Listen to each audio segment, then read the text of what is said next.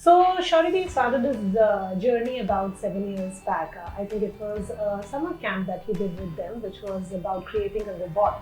It was just 1 week summer camp, but he found the whole thing so much fun. It really got his, the best of him, and thereafter there was no looking back. So thereafter, one after the other, he has participated in different competitions, in WROs, in FTCs, in many of these championships, and if not championship, they are regular course modules, and he has thoroughly enjoyed that. He has always looked forward to coming back to it.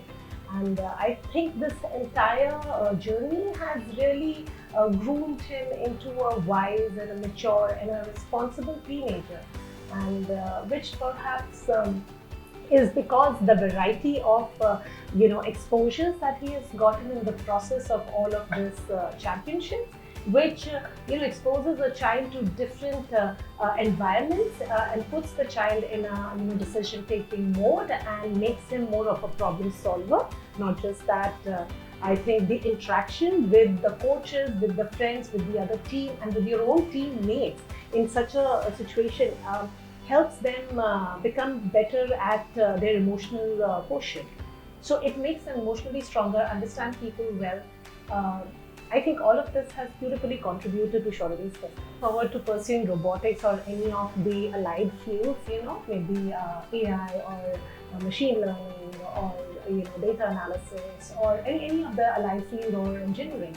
And I think this awakening or calling was only because of the journey, because over a period of time, he's been tested time and again in a different environment, peaceful and at times stressful, and he still finds it his calling. So he's definitely looking forward to pursue something in robotics or any of the allied fields, because it is robotics. So definitely he's looking at overseas education, and he is looking at the creme de la creme, which we all know, maybe like Carnegie, or we have Stanford, we have